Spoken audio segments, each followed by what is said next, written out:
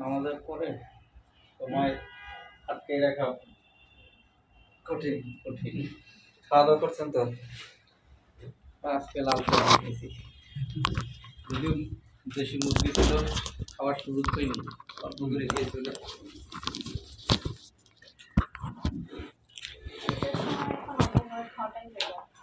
বেশি খেলে ভরা ভরা লাগে, ঘুম আসে। আমার তো এখানে বসে বসে ঘুম পাচ্ছে। খেয়ে বের হয়েছি। আপনার তো এক চামচ খাইতে বলছে, আমার এক চামচ একদম খাইতে নিষেধ করছে। ডায়াবেটিস আছে।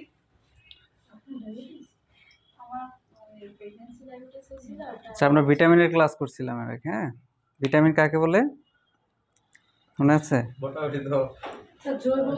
ভিটামিন কত প্রকার?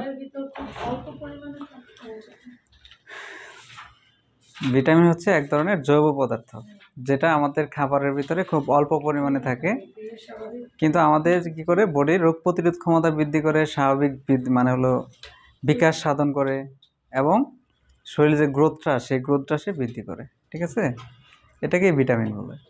তাহলে ভিটামিন হলো দুই ধরনের, অর্থাৎ দুই ক্লাসের ভিটামিন পাওয়া যায়। একটা হলো ফ্যাট সলিউবল ভিটামিন, আর একটা হলো ওয়াটার সলিউবল ভিটামিন। ঠিক আছে, তাহলে ফ্যাট সলিউবল ভিটামিন, সেটার মধ্যে 4টা ভিটামিন আছে। ঠিক আছে, অর্থাৎ ফ্যাটের সাথে তারা বাইন্ড করে। ঠিক আছে না? একটা হলো fat soluble vitamin. Fat soluble অর্থাৎ ফ্যাটের সাথে দ্রবীভূত হয় বিদায় এরা অনেক দিন আমাদের বডিতে থাকতে পারে। Soluble, LUAPLE, soluble vitamin. সেই ভিটামিনগুলো কি কি? একটা আছে কি ভিটামিন এ, তারপর ভিটামিন ডি, তারপর ভিটামিন ই, তারপরে ভিটামিন কে। ঠিক আছে, আচ্ছা।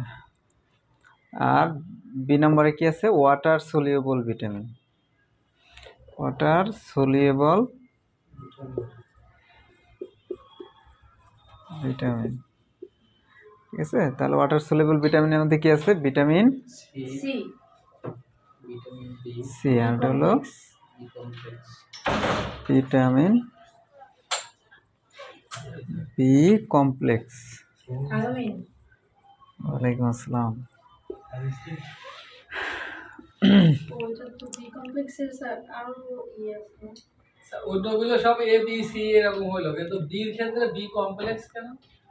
এটার মধ্যে আরো 8টা ভিটামিন আছে। ঠিক আছে, কমপ্লেক্স বলা হয়। কমপ্লেক্স বলতেই বোঝায় হলো অনেকগুলোর একটা সমষ্টি। ঠিক আছে, হ্যাঁ, ইয়েস ইয়েস ইয়েস, ঠিক আছে,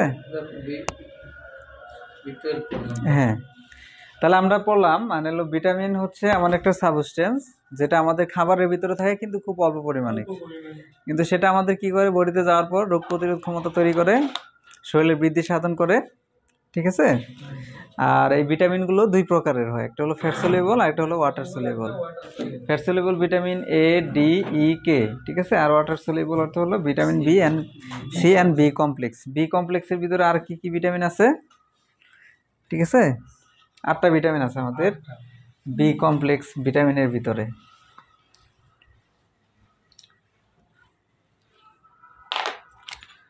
তাহলে ভিটামিন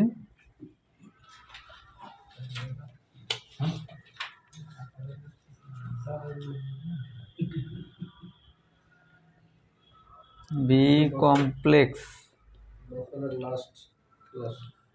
ঠিক আছে, একটা হচ্ছে কি THIAMIN, থায়ামিন। 2 নম্বরে হচ্ছে কি রিবোফ্লাভিন, রিবোফ্লাভিন। ঠিক আছে, 3 নম্বরে আছে হলো নায়াসিন, NAYCIN। 4 নম্বরে আছে হলো প্যান্থোথেনিক অ্যাসিড। ঠিক আছে, তারপরে আছে হলো পাইরোডক্সিন, তারপরে আছে হচ্ছে পাইরোডক্সিন, বায়োটিন, তারপরে আছে হলো ফলিক অ্যাসিড, ফলিক অ্যাসিড। তারপর আছে হচ্ছে কি সাইনোকোবালামিন, সাইনোকোবালামিন, ঠিক আছে। এটা হলো B1, এটা হচ্ছে B2, এটা হচ্ছে আমাদের B3, এটা হচ্ছে B5, পাইরিডক্সিন হলো B6, ঠিক আছে। বায়োটিন হলো B7। নম্বর এটা উচ্চারণ কি হবে? এটা B7 কোনটা? বায়োটিন, বায়োটিন, হ্যাঁ। PIOTIN, B9, আর এটা হচ্ছে হলো B12, ঠিক আছে।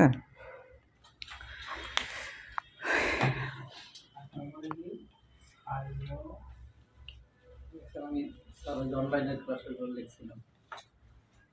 আচ্ছা, খুব সুন্দর হয়েছে। ফার্মাকোলজি কি পড়ছেন ওটা? ওই যে অ্যান্টিবায়োটিক্স, গুড গুড, ঠিক আছে। আচ্ছা, তাহলে ভিটামিন বি কমপ্লেক্সের ভিতরে আমাদের এই 8টা ভিটামিন আছে। Thymine B1, riboflavin B2, niacin B6, প্যান্থোথেনিক acid B5, pyridoxine হলো B6, বায়োটিন হলো B7, ফলিক অ্যাসিড হলো B9 অ্যান্ড সাইনোকোবালামিন হলো B12, ঠিক আছে। B4 নাই না? না, B4 নাই, B5 আছে। তাহলে ভিটামিনের কাকে বলে এবং ভিটামিনের ক্লাসিফিকেশন, ঠিক আছে, আপনাদেরকে বলতে হবে। তাহলে ভিটামিন হচ্ছে, তো বললাম ভিটামিনের ডেফিনেশন আর ভিটামিনের ক্লাসিফিকেশন আমরা দুইভাবে করছি, একটা হলো ফ্যাট সলিউবল আর একটা হচ্ছে ওয়াটার সলিউবল। হ্যাঁ, ফ্যাট সলিউবল যে ভিটামিনগুলো আছে, যেমন ভিটামিন এ, ঠিক আছে, ভিটামিন এর অভাবে কি রোগ হয় জানেন?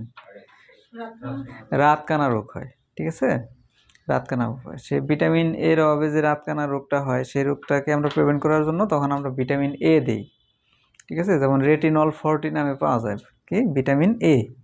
ভিটামিন ডি এর অভাবে কি রোগ হয়, ঠিক আছে, ভিটামিন ডি এর হলো হাড় ক্ষয় যায়, অস্টিওস্পোরোসিস।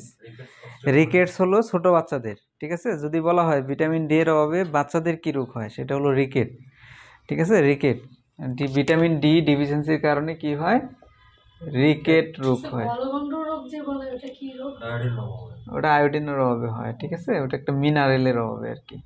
ভিটামিন মিনারেল আমরা খাবারের ভিতরে 6টা উপাদান পাই, ঠিক আছে না, তার মধ্যে ভিটামিন একটা উপাদান, ঠিক আছে। আর ভিটামিনের এই সকল ক্লাসিফিকেশন আছে। তাহলে রিকেট হচ্ছে চিলড্রেনদের, হ্যাঁ। আর অস্টিওস্পোরোসিস, অস্টিওস্পোরোসিস কাদের? অ্যাডাল্টের। এটা কিসের ডিফিসিয়েন্সির কারণে হয়? ভিটামিন ডি এর কারণে হয়। ভিটামিন ডি এর কারণে আমাদের অনেক সময় হাড় দুর্বল হয়ে যায়, ঠিক আছে, হাড় দুর্বল হয়ে যায়, কারণ হাড়ের একটা কম্পোনেন্ট হলো ভিটামিন ডি, বুঝতে পারছেন? ভিটামিন ডি হচ্ছে হাড়ের একটা কম্পোজিশন, যেমন ফসফরাস, তারপরে ভিটামিন ডি, ঠিক আছে, এগুলো হাড়ের কম্পোনেন্ট। তাহলে হাড়ের ভিতর থেকে যখন আমাদের ক্যালসিয়ামটা আউট হয়ে যাবে, ফসফরাস, ম্যাগনেসিয়াম, ম্যাগনেসিয়াম না, আপনার ক্যালসিয়াম আছে, ফসফরাস আছে, আর বন সেল থাকে, ঠিক আছে। বন সেল হলো 3 ধরনের, অস্টিওব্লাস্ট, অস্টিওক্লাস্ট এন্ড অস্টিওসাইট। যেমন এই বনটার ভিতরে এটার কম্পোনেন্ট মানে হলো 3 ধরনের বন সেল আছে, ক্যালসিয়াম আছে আর ফসফরাস আছে, ঠিক আছে। কন্ড্রোটিন সালফেট নামে একটা আমাদের আদার সাবস্টেন্স আছে, ঠিক আছে। তো এটার ডিফিসিয়েন্সির কারণে আমাদের কি রোগ হয়? রিকেট, আর এটা হচ্ছে অস্টিওস্পোরোসিস। হ্যাঁ, তাহলে তখন আমাদের কি হয়? ভিটামিন ডি সাপ্লিমেন্ট দেওয়া লাগে, ঠিক আছে। ভিটামিন ডি আমাদের সূর্যের আলোতেও তৈরি হয়, ঠিক আছে।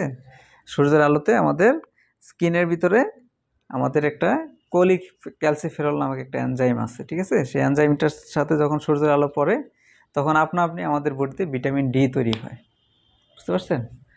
আচ্ছা, তারপরে আমাদের তাহলে এ ডিফিসিয়েন্সির কারণে কি হয়? ভিটামিন এ ডিফিসিয়েন্সির কারণে রাতকানা রোগ হয়, ঠিক আছে। এটাকে বলা হয় নাইট ব্লাইন্ডনেস, ঠিক আছে, নাইট ব্লাইন্ডনেস। আচ্ছা, তারপরে আছে হলো ভিটামিন কে, ঠিক আছে, ভিটামিন কে। ভিটামিন কে এর কারণে কি রোগ হয়? ভিটামিন কে রক্ত জমাট বাঁধে না। হ্যাঁ, সেটা হতে ভিটামিন কে এর অভাবে হ্যামোরেজ হয়, হেমোরেজ। হেমোরেজ সাধারণত একটা নবজাতক বাচ্চা যখন জন্মগ্রহণ করে তখন আমব্লিগেল কর্ড কাটা হয়, ঠিক আছে, বাচ্চাটাকে মা থেকে আলাদা করা হয়, ঠিক আছে না, মায়ের সাথে কি থাকে, প্লাসেন্টা তারা আবদ্ধ থাকে, কিন্তু প্লাসেন্টাটা কি করা হয়, কেটে ফেলা হয়। কেটে ফেলার পরে অনেক বাচ্চারই দেখা যায় যে তাদের এই রক্তটা বন্ধ হয় না, ঠিক আছে, তখন ভিটামিন কে ইনজেকশন দেওয়া হয়, ঠিক আছে। ইনজেকশনটা আসলে ওই সময় বাচ্চাতে আর এভাবে দেওয়া যায় না, বাচ্চাটাকে ওই অ্যাম্পুলটা ভেঙে মুখে খাইয়ে দেওয়া হয় বাচ্চাটার, ঠিক আছে। তখন এই ভিটামিন কে কী করে, ওইখানে যে ব্লিডিংটা হয় সেই ব্লিডিংটা কন্ট্রোল করে, ঠিক আছে। হ্যাঁ, ঠিক আছে, ভিটামিন কে খাওয়াই দেওয়া হয়, ঠিক আছে। এটা আপনার গাইনি ওয়ার্ডে গেলে এটার ব্যবহার দেখতে পারবেন, ঠিক আছে, ঢাকা মেডিকেল বলেন যে কোনো ওয়ার্ডে গেলে। হ্যাঁ, এটা হলো আপনার ভিটামিন কে কী কাজ করে, হ্যামোরেজকে প্রিভেন্ট করে, ঠিক আছে।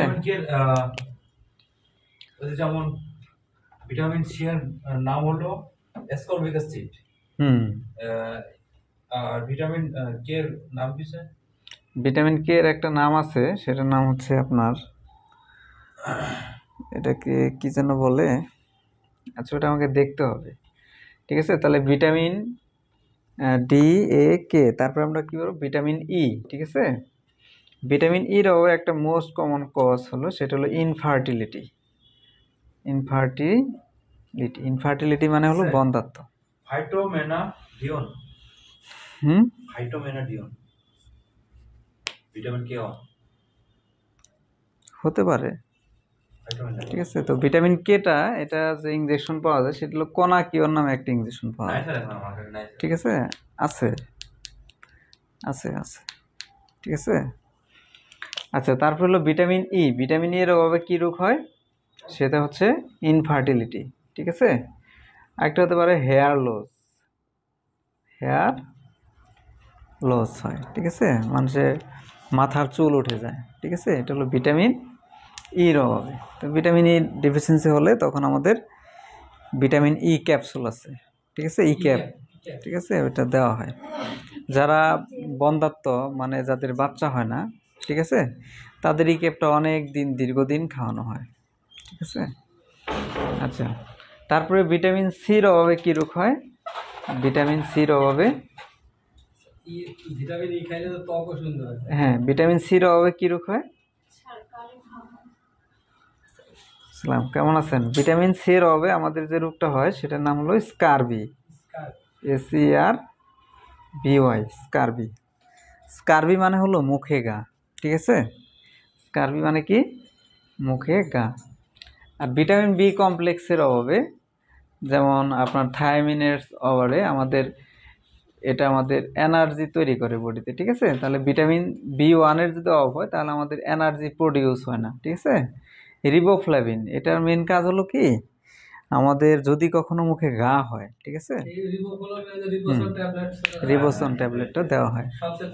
অ্যাঙ্গুলার স্টোমাটাইটিস, ঠিক আছে, যেমন মুখের কোনায় ঘা, হ্যাঁ, যেমন দুই ঠোঁটের মাঝখানে কোনায় ঘা করে না, সেটাকে বলা হয় অ্যাঙ্গুলার স্টোমাটাইটিস। তাহলে এটা হলো মুখের কোনায় ঘা, ঠিক আছে। জ্বরের ক্ষেত্রে যেটা হয় সেটা প্রচন্ড জ্বরের কারণেও অনেক সময় মুখে ঘা হয়, ঠিক আছে, এটা এক সপ্তাহ বেশি হইতাছে, আমরা এটা জানি না, এটা হয়। আর সব ভিটামিন সি ডিফিসিয়েন্সির কারণেও কিন্তু মুখে ঘা হয়, ঠিক আছে।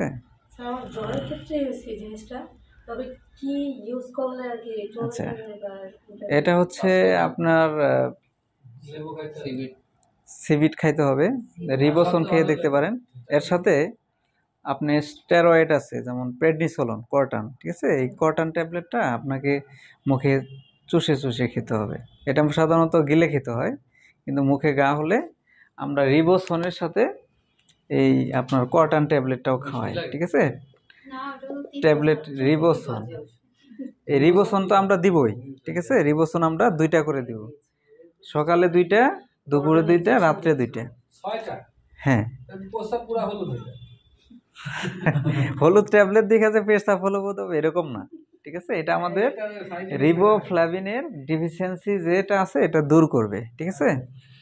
আর এটাতে যদি কাজ না করে তখন আমরা আরেকটা ট্যাবলেট দিই, সেটা হচ্ছে কর্টান ট্যাবলেট, ঠিক আছে। এই কর্টান ট্যাবলেটটা এটা আপনার গুঁড়া করে জিভার ভিতরে লাগিয়ে রাখতে পারেন, অথবা এই ট্যাবলেটটা আপনি চুষে খেতে পারেন।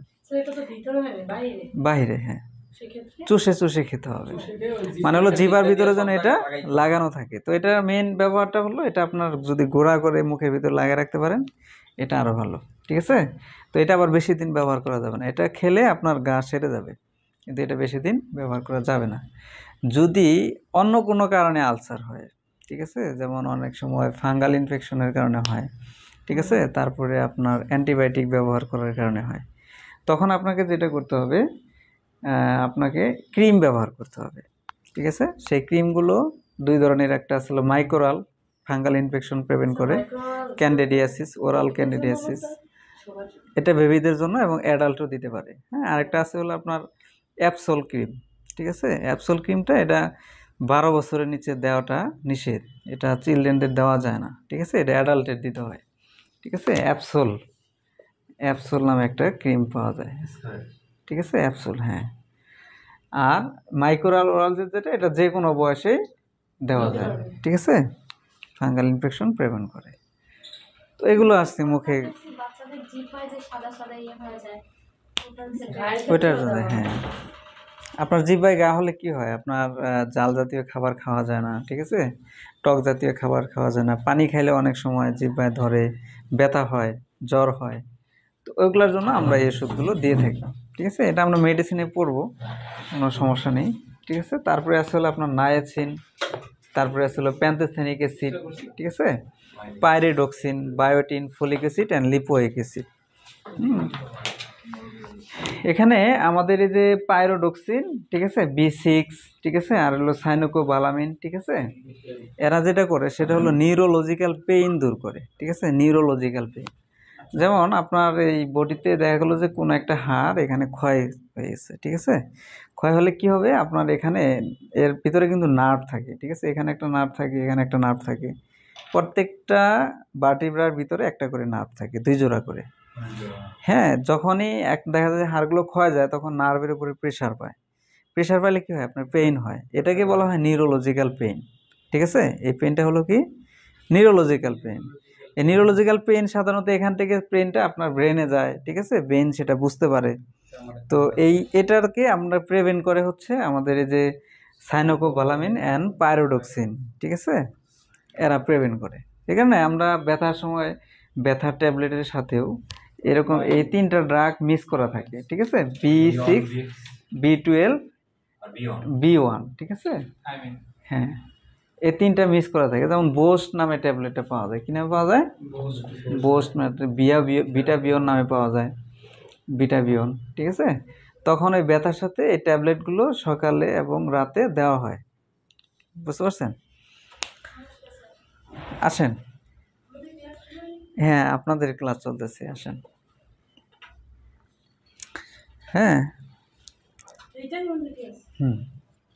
আচ্ছা, আপনি সামনে আসতে পারেন, পিছনে যদি জায়গা না থাকে।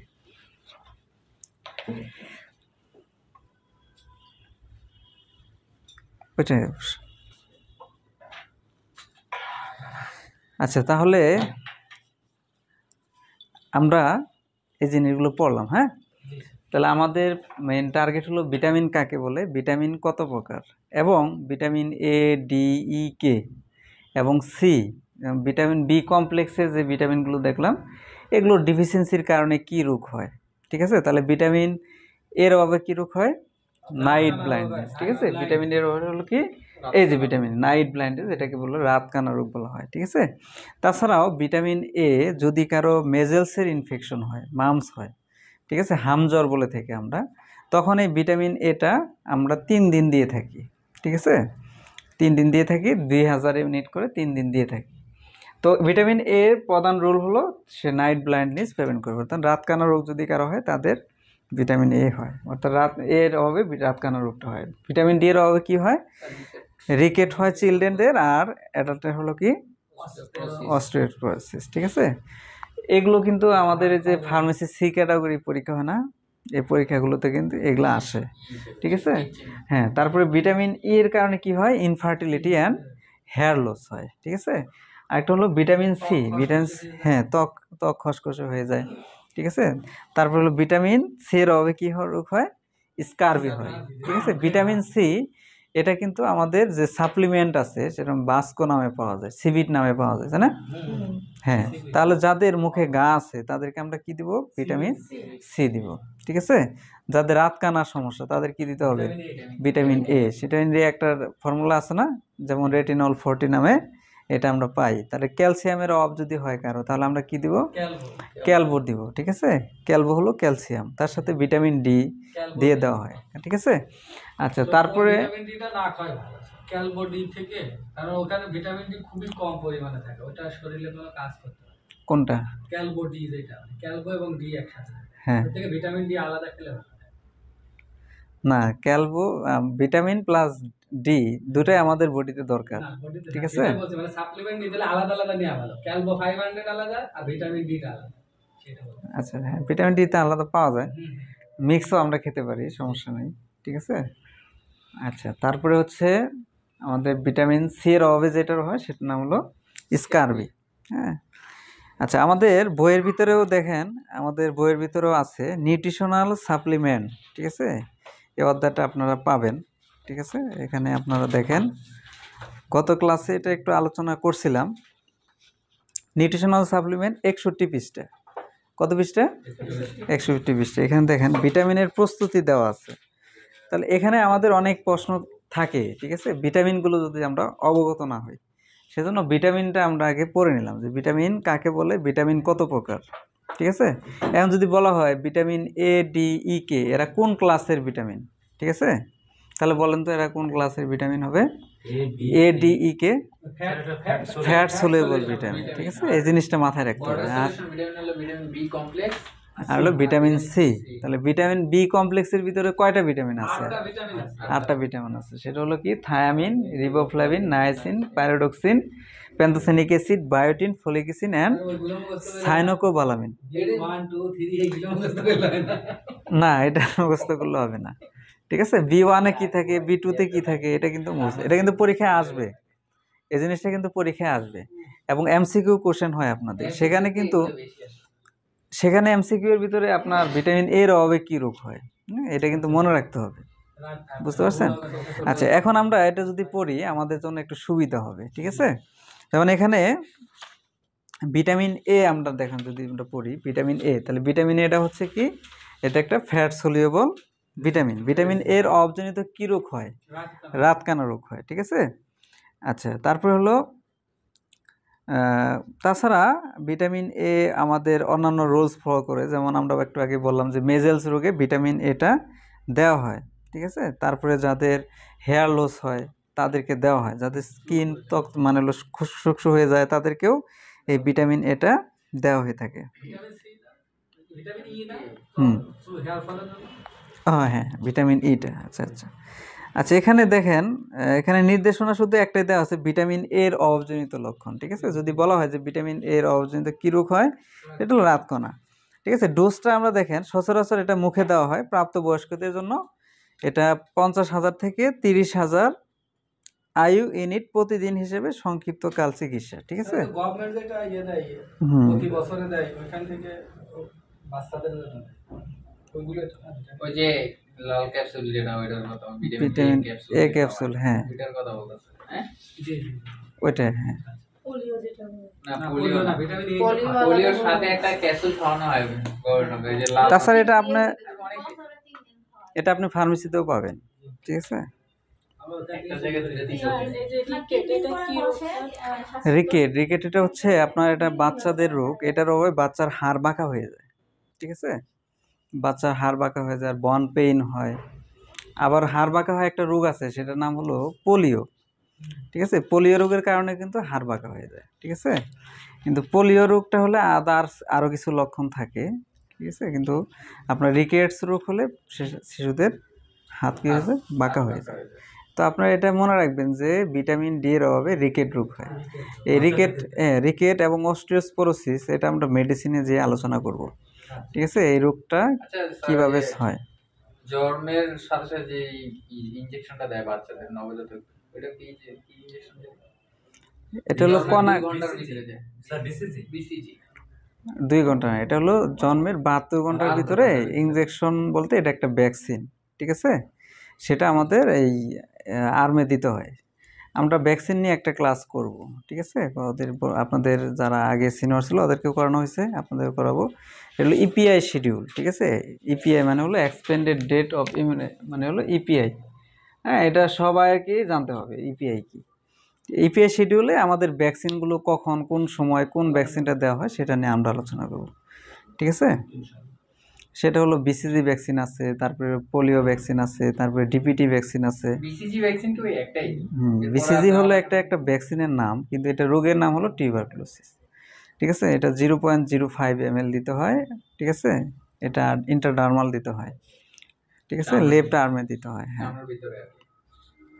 আচ্ছা, তাহলে ভিটামিন এটা এখানে আমরা দেখলাম যে এটা আসলে ভিটামিন এ কিন্তু গর্ভাবস্থায় দেওয়া নিষেধ, ঠিক আছে? প্রেগনেন্সিতে ভিটামিন এ দেওয়া যাবে না, তাহলে বাচ্চার কি হবে? বাচ্চার ক্ষতি হওয়ার সম্ভাবনা, টেরাটোজেনিক এফেক্ট তৈরি করে, ঠিক আছে? টেরাটোজেনিক এফেক্টই সেটা হলো বাচ্চার গর্ভাবস্থায় বাচ্চার কি হবে? বিকলাঙ্গ হতে পারে, ঠিক আছে? এটা এবং ভিটামিন এ জাতীয় যে খাবারগুলো আছে সেই খাবারগুলো থেকেও আমাদের গর্ভবতী মহিলা থেকে আমরা বিরত রাখি আর কি, ঠিক আছে? আচ্ছা, এটাতে আপনার যেটা পড়তে হবে সেটা হলো এই ভিটামিন এ মানে হলো অভাবে কী রোগ হয় এবং এটা ডোজটা, ঠিক আছে? সাধারণত এরকম রোগী আমরা খুব কম পাই। তারপরে এটা মনে রাখবেন যে এটা মুখে দেওয়ার জন্য প্রাপ্তবয়স্কদের জন্য হলো 50,000 ইউনিট থেকে 30,000, ঠিক আছে, আইইউ ইউনিট। আর শিশুদের ক্ষেত্রে 50,000 ইউনিট প্রতিদিন হিসেবে সংক্ষিপ্তকাল, ঠিক আছে? 5 থেকে 7 দিন এরকম আমরা চিকিৎসা দেব। তাহলে ভিটামিন এর বাণিজ্যিক নাম, ঠিক আছে? এটা কি কি নামে পাওয়া যায়? যেমন ওবিট এ, ঠিক আছে? তারপর রেটিনল 40 এ নামে এটা পাওয়া যায়। তারপর হলো ভিটামিন ডি বা কলিক্যালসিফেরল, ঠিক আছে? ভিটামিন ডি ক্যালসিয়ামের অভাবজনিত রোগের প্রতিরোধ এবং চিকিৎসা। তাহলে ক্যালসিয়ামের অভাবে কী রোগ হয়? রিকেট রোগ হয়, ঠিক আছে? অস্টিওস্পোরোসিস হয়। তাছাড়া অনুপযোগী মানে হলো এই ভিটামিন ডিটা কাদের দেওয়া যাবে না? সেটা হচ্ছে হাইপার ক্যালসিমিয়া, ঠিক আছে? যাদের ক্যালসিয়ামের মাত্রা বডিতে অনেক বেশি তাদেরকে এটা দেওয়া যাবে না। মেটাস্টেটিক্স ক্যালসিফিকেশনের সাথে সম্পৃক্তযুক্ত, ঠিক আছে? অর্থাৎ যদি কারো বন টিউমার হয়, ঠিক আছে, বন টিউমার এবং বন ক্যান্সার, ঠিক আছে, তাদের ক্ষেত্রে এই ক্যালসিয়ামটা দেওয়া যাবে না। হ্যাঁ, বন টিউমার হয়, বনে ক্যান্সার হয়, বন টিবি হয়, তাদেরকে দেওয়া যায় না এটা তো লেখা নেই এখানে, শুধু লেখছে হলো হাইপার ক্যালসিমিয়া, ঠিক আছে, আর হলো মেটাস্টেটিস ক্যালসিফিকেশনের সাথে সম্পৃক্তযুক্ত। ভিটামিন ডি এর প্রতি হাইপার সেন্সিটিভিটি আছে এমন ক্ষেত্রে দেওয়া যাবে। হাইপার সেন্সিটিভ বলতে আমরা যেটা বুঝি সেটা হলো এই ওষুধটা খাওয়ার ফলে যদি তার শ্বাসকষ্ট হয়, তারপরে তার যদি মনে করেন পা ফুলে যায়, তারপরে যদি তার ত্বকে রাশ হয়, লাল লাল রাশ হয়, ঠিক আছে, হ্যাঁ, এটাকে বলা হয় হাইপার সেন্সিটিভিটি। পেইনকিলার এটা যে কোনো ধরনের পেইনকিলার খাওয়ার একদম 1 মিনিটও লাগবে না, পুরো শরীরে চোখে মুখে একদম ঘা হয়ে পুড়ে যাবে। এটা অনেকের হাইপার সেন্সিটিভিটি থাকতে পারে, সব ওষুধে যে সবার থাকে এরকম না, আমার শুধু ঠিক আছে? শুধু পেইনকিলার, হ্যাঁ, এক একজনের এক এক ওষুধে হয়। শরীরে সবাই সব যেমন আমার বডিতে এটার কারণে ঠিক আছে আমি পেনিসিলিন খাইতে পারি, আবার অনেকে পেনিসিলিন খাইতে পারে না, ঠিক আছে না? এক একটা বডিতে এক এক রকম মেকানিজম থাকে, এটাই আর কি।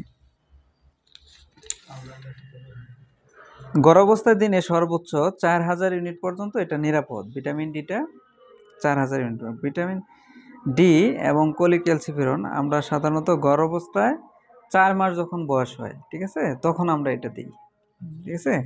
ক্যালসিয়াম দিতে হয় গর্ভাবস্থায় যখন 4 মাস বয়স হবে তখন, হ্যাঁ।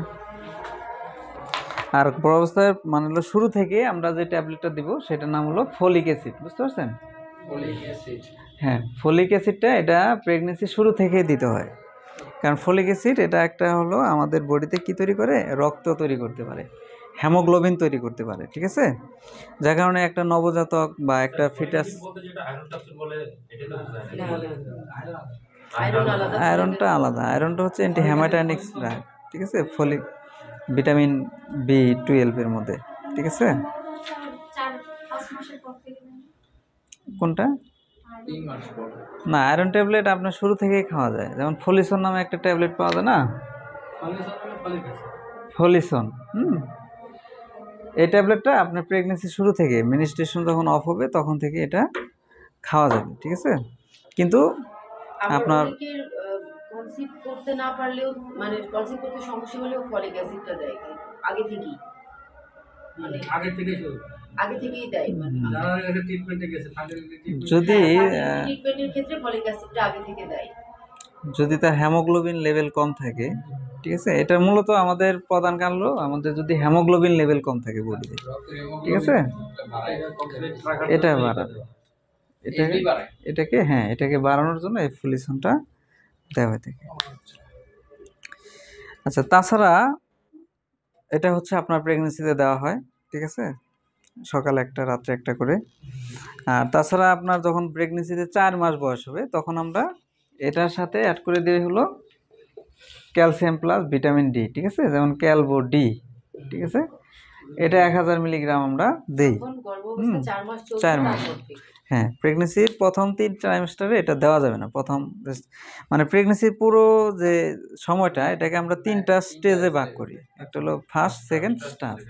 ফার্স্ট হলো 3 মাস, পরবর্তী দ্বিতীয় হলো 3 মাস, তারপর এটা হলো 3 মাস, ঠিক আছে। তো এটা তারপরে আপনারা এটা কি কি নামে পাওয়া যায় সেটা আপনারা পড়ে নেবেন, কোম্পানির নামগুলো, ডি রাইস, ডি ক্যাপ, ঠিক আছে। তারপরে আছে হলো থায়ামিন, ঠিক আছে, থায়ামিন মানে হলো ভিটামিন এই B1টা, ঠিক আছে, থায়ামিন বলা হয়।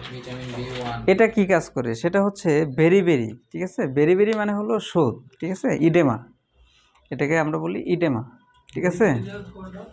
ইডেমা মানে হাত পা ফুলে যাওয়া, হাত পা ফুলে যাওয়া। এটা আপনার দেখা গেলো যে হার্টের কারণে হয়, কিডনির কারণে হাত পা ফুলে যায়, ঠিক আছে। কিন্তু দেখা গেল যে তার পরীক্ষা নিরীক্ষা করার পরে হাতে এবং পায়ে তার কোনো মানে হলো তার কিডনিতে প্রবলেম নাই, হার্টেরও সমস্যা নাই। তাহলে মেন প্রবলেমটা কি? ভিটামিনের অভাব, ঠিক আছে। এই ভিটামিনের অভাবে এই রোগটা হয়ে থাকে। অনেকের দেখা যায় যে বয়স্ক হয়ে গেলে তাদের হাত পায়ে পানি আসে, মনে করা হয় যে তার কিডনি সমস্যা, কিন্তু যখন কিডনি ফাংশন টেস্ট করা হয়, হার্টের টেস্ট করা হয়, তখন তার এরকম প্রবলেম দেখা যায় না। তখন আমরা এই ভিটামিন B1টা দিয়ে থাকি, ঠিক আছে। গর্ভাবস্থায় যখন হাত পায়ে পানি আসে তখন সেটা আলাদা জিনিস। গর্ভাবস্থায় যখন হাত পায়ে পানি আসে এটাকে বলা হয় প্রি অ্যাক্লাম্পসিয়া, ঠিক আছে। যদি হাত পায়ে পানি আসে, এরপরে যদি ইউরিনের সাথে প্রোটিন যায়, তার যদি প্রেশার অনেক বেশি থাকে, এই 4টা জিনিস যদি তার থাকে, ঠিক আছে, যেমন ইউরিন পরীক্ষা করলাম, সেখানে দেখা যাচ্ছে প্রোটিন যাচ্ছে, তারপরে তার ব্লাড প্রেশার চেক করে দেখা গেল তার ব্লাড প্রেশার হাই, ঠিক আছে, এবং সেই সাথে যদি তার দেখা যায় যে হাত পায়ে পানি আছে, ইডেমা আছে, তাহলে এটাকে বলবো আমরা প্রি অ্যাক্লাম্পসিয়া। প্রি অ্যাক্লাম্পসিয়া সাধারণত ডেভেলপ করে আপনার প্রেগনেন্সিতে 3rd ট্রাইমেস্টারে। 3rd ট্রাইমেস্টার শুরু হয় হলো আপনার 28 সপ্তাহ পর থেকে 36 সপ্তাহ পর্যন্ত, এটাকে বলা হয় 3rd ট্রাইমেস্টার। এখানে প্রি অ্যাক্লাম্পসিয়া ডেভেলপ করে। এই সময় এই প্রি অ্যাক্লাম্পসিয়ার কারণে তার অ্যাবর্শনও হয়, ঠিক আছে, অ্যাবর্শন। তারপরে আপনার হতে পারে, অ্যান্টিপার্টাম হ্যামোরেজ হতে পারে, ঠিক আছে, মানে হচ্ছে আপনার প্রেগনেন্সির একদম লাস্ট স্টেজে আসে দেখা যাচ্ছে তার এই জরায়ের রাস্তা দিয়ে রক্ত যাচ্ছে, এটাও হতে পারে। তো প্রি অ্যাক্লাম্পসিয়ার কারণে সাধারণত হাত পায়ে পানি আসে, ঠিক আছে। হাত পায়ে পানি আসাটা এটা আমরা ডেঞ্জার সাইন হিসেবে মনে করি প্রেগনেন্সি মহিলাদের, ঠিক আছে। এই সময় হাত পায়ে পানি আসাটা বিপজ্জনক। তো বেরিবেরিতে আমরা এই থায়ামিনটা দেই। তারপরে হলো নিউরাইটিস। নিউরাইটিস মিনস ব্রেনের ইনফেকশন, ঠিক আছে। আর একটা হলো অ্যানোরেক্সিয়া নার্ভোসা। অ্যানোরেক্সিয়া নার্ভোসা মানে হলো ক্ষুধামন্দা, ঠিক আছে। দেখো যে তার ক্ষুধা মানে হলো খাইছে, কিন্তু তারপরেও তার ক্ষুধার ভাবটা আছে, ঠিক আছে, এটাকে বলা হয় অ্যানোরেক্সিয়া নার্ভোসা। তো এটাতে আমাদের এই ভিটামিন B1টা দেওয়া হয়ে থাকে, ঠিক আছে। এটা কী কী নামে পাওয়া যায়? যেমন বিওভিট এবং থায়োসিনা নামে এই ট্যাবলেটটা পাওয়া যায়, ঠিক আছে। যদি কারো কিডনির প্রবলেম বা হার্টের প্রবলেম না থাকে, তার যদি হাত পায়ে পানি আসে, তখন আমরা এই ট্যাবলেটটা দিব। এটা ছাড়াও আমরা স্পেসিফিক এই ট্যাবলেটটা ছাড়াও আমরা যদি তাকে B54 দেই, ঠিক আছে, 54 মানে হলো এটা হলো ভিটামিন কি বি কমপ্লেক্সের একটা কম্পোনেন্ট, মানে হলো ট্যাবলেট, ঠিক আছে। মানে এটা খাইলে এই ভিটামিন বি কমপ্লেক্সের যে ভিটামিনগুলো আছে সবই এটার ভিতরে পাওয়া যাবে, ঠিক আছে।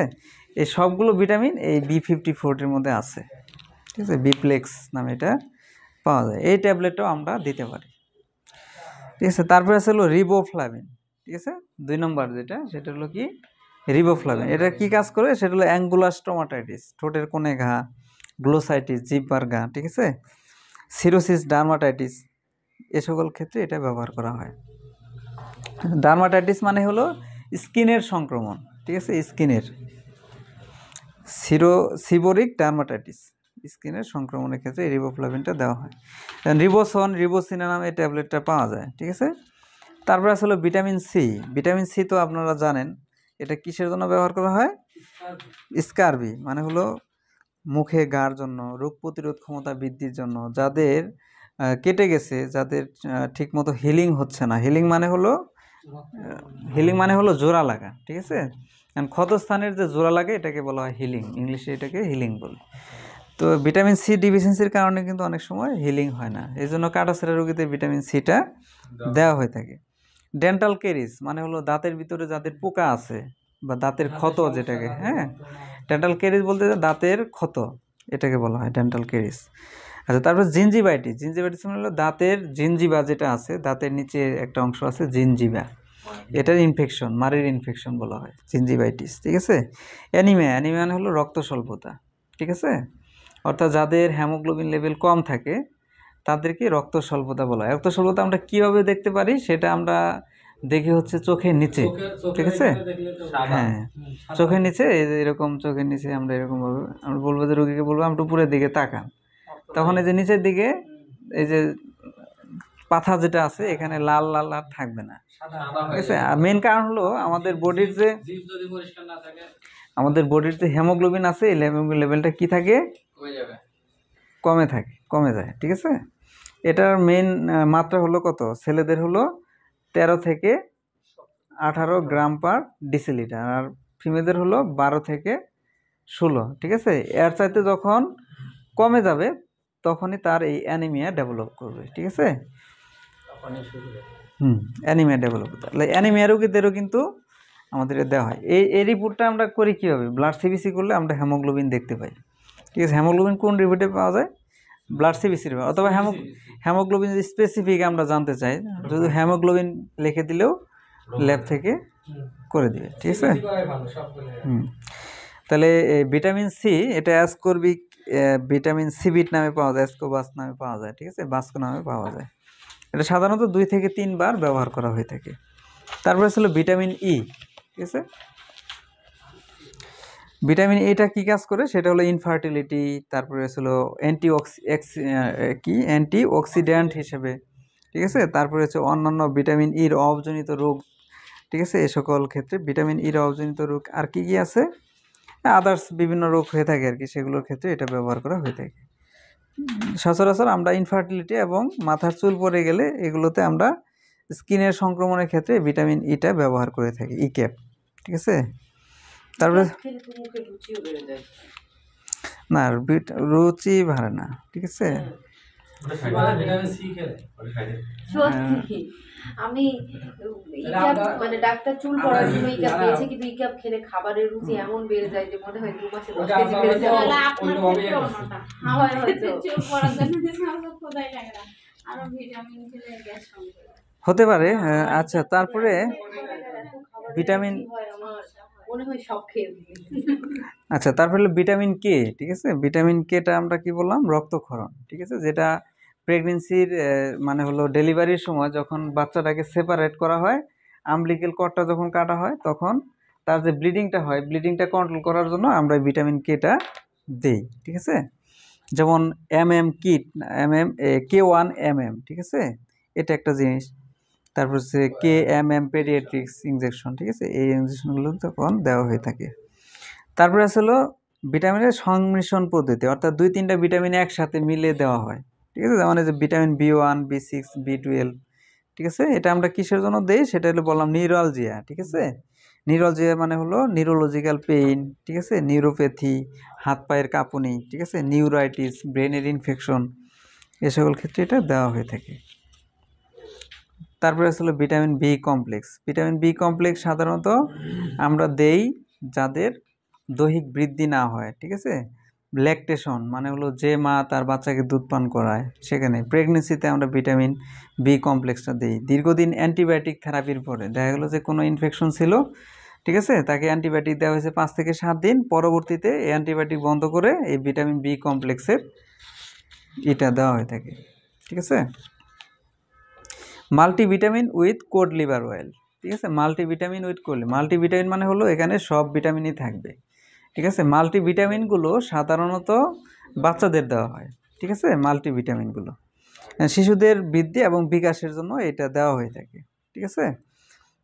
যেমন বাচ্চা দেখা গেলো যে বয়স অনুযায়ী তার বৃদ্ধি হচ্ছে না বা তার জ্ঞান বাড়তেছে না, ঠিক আছে। বিকাশ কিন্তু একটা আলাদা জিনিস, ঠিক আছে। যেমন বাচ্চা তার বয়স অনুযায়ী বাড়তেছে, এটা কিন্তু বিকাশ না, ঠিক আছে। বাচ্চা ভালো মন্দ বুঝতে পারতেছে যে এটা ভালো এটা খারাপ, এর সাথে এরকম আচরণ করতে হবে, এটা হলো বিকাশ, ঠিক আছে, মেধাটা বাড়ানো, ঠিক আছে, এটাকে হলো এটার জন্য আমরা মাল্টিভিটামিন প্লাস কোড লিভার অয়েলটা দিয়ে থাকি। যেমন ফিল অয়েল কিট, ঠিক আছে, জোবিয়া কিট, তারপরে হলো মাল্টিসেস, এই সকল ওষুধগুলো দেওয়া হয়ে থাকে।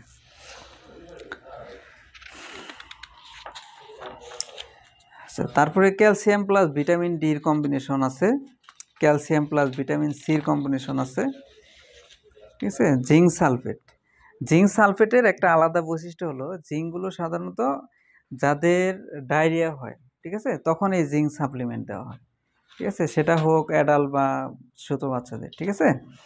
জিঙ্ক কখন দেওয়া হবে? ডায়রিয়াতে, ঠিক আছে।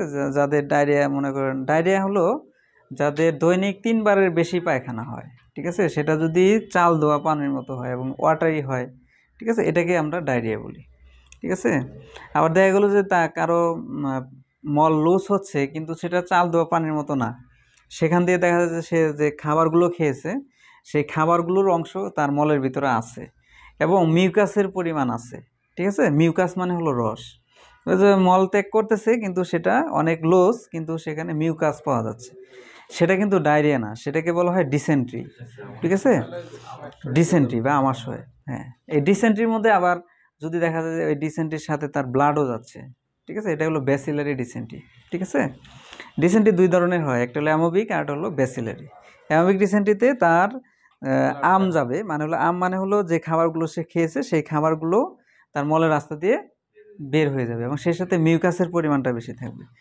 আর যদি দেখা যায় তার মিউকাসের পরিমাণ কম, ব্লাড যাচ্ছে, তাহলে সেটা হলো ব্যাসিলারি ডিসেন্ট্রি, ঠিক আছে। আরেকটা হচ্ছে তার চাল দেওয়া পানির মতো নয়, মানে মল যাচ্ছে ঠিকই কিন্তু সেটা মিউকাসও নাই ব্লাডও নাই, ঠিক আছে, এটা হলো তার কলেরা, ঠিক আছে, কলেরা। তাহলে ডায়রিয়া কোনটা? ডায়রিয়া হচ্ছে রক্ত বমি হতে পারে আবার নাও হতে পারে। ডায়রিয়াটা হচ্ছে একদম পানির মতো যেটা, সেটা হলো ডায়রিয়া। একটা হলো হলুদ প্রকৃতির, সেখানে কোনো মিউকাস থাকবে না, ব্লাড থাকবে না, কিন্তু তার মলের যে ডেনসিটি বা ঘনত্ব সেটা অনেক বেশি থাকবে, ঠিক আছে, সেটা হলো কলেরা।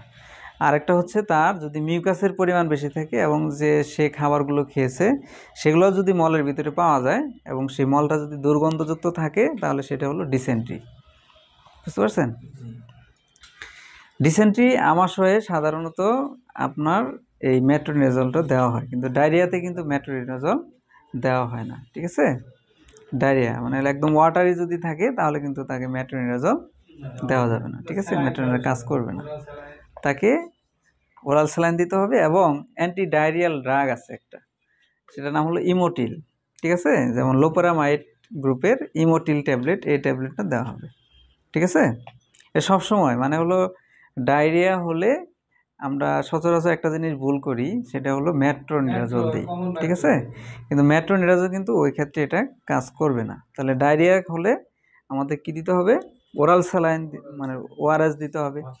যদি ডায়রিয়ার আমাদের মেইন যে বিষয়টা সেটা হলো ডিহাইড্রেশন ম্যানেজ করা, ঠিক আছে, পানি শূন্যতা ম্যানেজ করা। পানি শূন্যতার 3টা স্টেজ থাকে, একটা হলো সাম সাইন, একটা হলো সিভিয়ার, আর একটা হলো নো সাইন ডিহাইড্রেশন।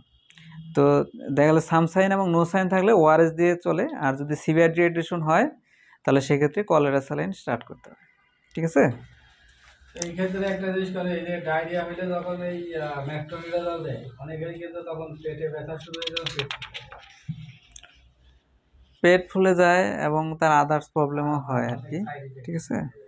কিন্তু সবাই তো ডায়রিয়ার সময় একটু খাইছে। না, এটা আমরা যারা খাই এটা আমরা ভুল চিকিৎসা দিয়ে আসতেছি। হ্যাঁ, তাহলে কি খাবো? কোন ওষুধের নাম বলে দেন। ডায়রিয়াটা কি সেটা বুঝছেন তো? ডায়রিয়া মানে হলো পানি স্বল্পতা তৈরি করে শরীরের মধ্যে। হ্যাঁ, ডায়রিয়া হলে কি হবে? পানি আপনার একদম ওয়াটারির মতো, একদম ওয়াটারি মানে হলো আপনি যখন টয়লেটে যাবেন তখন দেখবেন যে একদম পানি বের হচ্ছে। ঠিক আছে? তখন আপনি যেটা করবেন সেটা হলো ওরাল স্যালাইন যেটা আছে ওআরএস, সেটা আপনি খাবেন। যদি ওটাতে কন্ট্রোল না হয় তাহলে সাথে সাথে ইমোটিল খেতে হবে। ঠিক আছে? লোপুরামাইড খেতে হবে। ইমোটিল আর মেট্রো দুটো আলাদা। আলাদা। সবুজ কালারের যে ছোট ওই ট্যাবলেটটা পাওয়া যায়। হ্যাঁ, এটা হলো অ্যান্টি ডায়রিয়াল ড্রাগ। যেমন আপনার মনে করেন কারো যদি চুলকানি হয় তাদেরকে আমরা অ্যান্টিহিস্টামাইন দিই। ঠিক আছে? কারো ব্যথা হলো তাদেরকে আমরা অ্যানালজেসিক দিই। ঠিক আছে? কারো প্রেশার তাদেরকে আমরা অ্যান্টি হাইপারটেনসিভ ড্রাগ দিচ্ছি। কারো ব্যাকটেরিয়াল সংক্রমণ আছে অ্যান্টিবায়োটিক দিচ্ছি। ডায়রিয়াটাকে প্রেজেন্ট করার জন্য আমাদের এটাই হলো একদম ফিক্সড ড্রাগ। সে ডাক্তার নাম কি? অ্যান্টি ডায়রিয়াল ড্রাগ, যেটা হলো লোপুরামাইড। ঠিক আছে? ইমোটিল নামে এটা পাওয়া যায়। বুঝতে পারছেন? আচ্ছা, তারপরে আছে হচ্ছে তার সাথে যদি ডায়রিয়া চলাকালীন সময় আমরা জিঙ্ক দিব, জিঙ্ক সালফেট। ঠিক আছে? বাচ্চাদের ক্ষেত্রেও তো দেয় না? এটা 8 থেকে 10 দিন পর্যন্ত দিয়ে দেয় বাচ্চাদের এবং অ্যাডাল্টের যে কোনো বয়সে এটা দেওয়া যায়। ডায়রিয়া তার একটা হচ্ছে কি শ্বাসতন্ত্রের সংক্রমণ, যেমন শ্বাসতন্ত্রের কী কী সংক্রমণ আছে, যেমন নিউমোনিয়া, শ্বাসকষ্টর ক্ষেত্রেও এটা দেওয়া হয়। ক্ষুধামন্দা, মারাত্মকভাবে দৈহিক বৃদ্ধি ব্যাহত হওয়া। ঠিক আছে? যদি দেখা যায় দৈহিক বৃদ্ধিটা সে বয়স অনুযায়ী হচ্ছে না তখন আমরা জিঙ্ক দিব। রোগ প্রতিরোধ ক্ষমতা হ্রাস পাওয়া। ঠিক আছে? যদি রোগ প্রতিরোধ ক্ষমতা কমে যায়, অর্থাৎ ঘন ঘন যদি কোনো বাচ্চা কোনো ইনফেকশন হয় বা ঘন ঘন যদি রোগে আক্রান্ত হয় তখন আমরা জিঙ্ক সাপ্লিমেন্টারি দিয়ে থাকি। আরেকটা হলো মাল্টিভিটামিন প্লাস মাল্টি মিনারেল।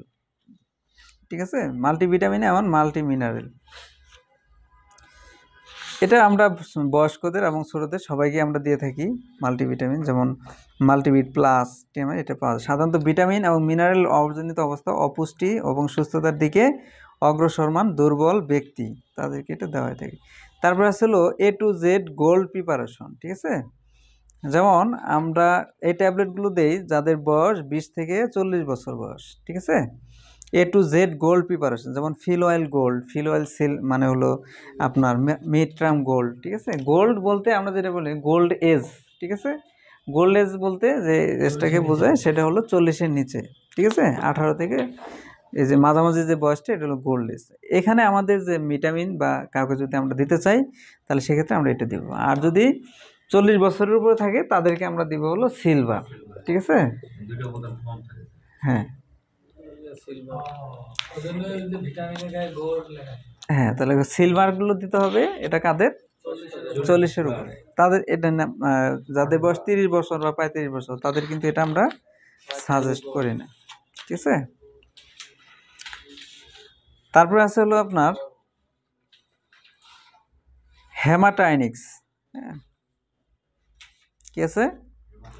হেমাটাইনিক্স। হেমাটাইনিক্স মানে হলো এই ড্রাগগুলো আমাদের বডিতে রক্ত তৈরি করতে পারে। ঠিক আছে? অর্থাৎ অ্যানিমিয়া, রক্ত স্বল্পতা চিকিৎসা বা প্রতিরোধকল্পে যে সকল ওষুধ ব্যবহৃত হয় তাদেরকে হেমাটাইনিক্স বলে।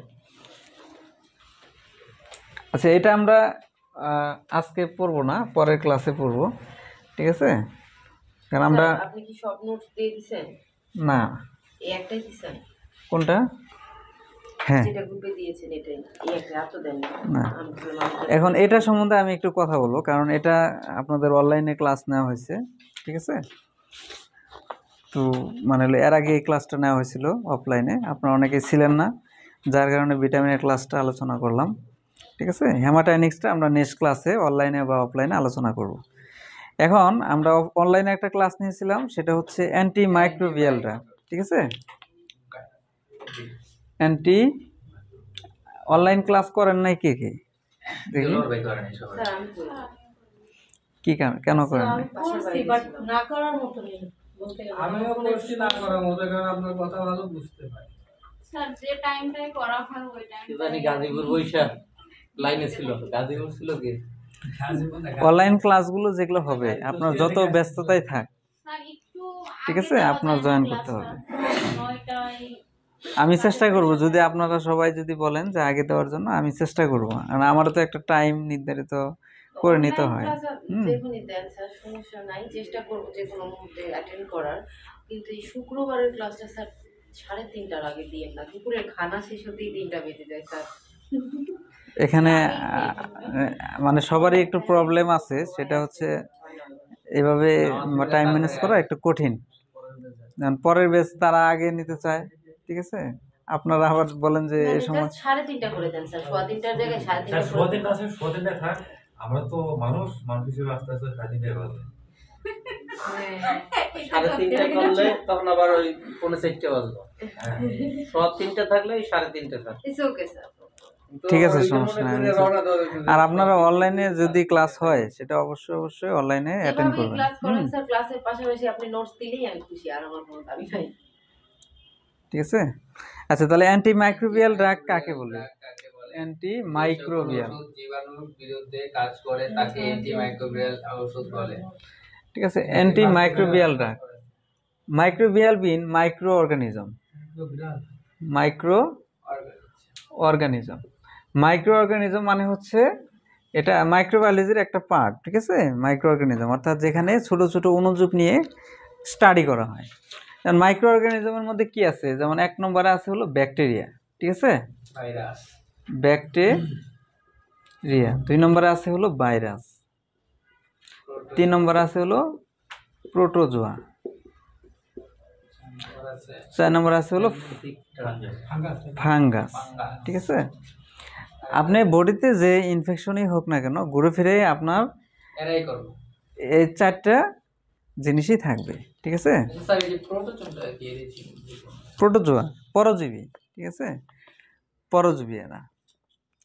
যেমন পরজীবী বলতে হলো যারা, হ্যাঁ, পরজীবী হলো আপনার বডিতে আছে, সে আপনার যে প্রয়োজনীয় যে খাদ্যগুলো আছে, আপনার যেটা নিউট্রিশন যেটা আপনি বুক করতেছেন, তারা সেখান থেকে খেয়ে বেঁচে আছে, তারাই হলো পরজীবী, ঠিক আছে। হ্যাঁ, যেমন হেলমিনথিক বা কৃমি, এটা একটা পরজীবী, ঠিক আছে, প্রোটোজোয়াল ইনফেকশন বলা হয়। মানে হলো আপনি যে খাবারটা খাচ্ছেন সেই জিনিসটা সে ভাগ বসাচ্ছে, অথচ সেটা আপনার দরকার, তার দরকার নেই, ঠিক আছে, কিন্তু সে কি করতেছে, আপনার বডিতে থেকে খাদ্যটা খেয়ে নিচ্ছে। কৃমি তো একেবারে না থাকলেও তো ওর নাকি সমস্যা আছে। যেটা আছে সেটা প্রয়োজন, তো অতিরিক্ত হয়ে গেলে তো অতিরিক্ত হয়ে গেলে, হ্যাঁ, অতিরিক্ত হয় কেন, সেটা হচ্ছে আমরা যদি বাথরুমে স্যান্ডেল ব্যবহার না করি, শাকসবজি যদি খেয়ে না, মানে হলো না পরিষ্কার করে না খাই, ঠিক আছে, হাত পা যদি মানে হাত খাওয়ার আগে যদি পরিষ্কার না করি, ঠিক আছে, হ্যাঁ, স্যার বাচ্চাদের বেশি হয়।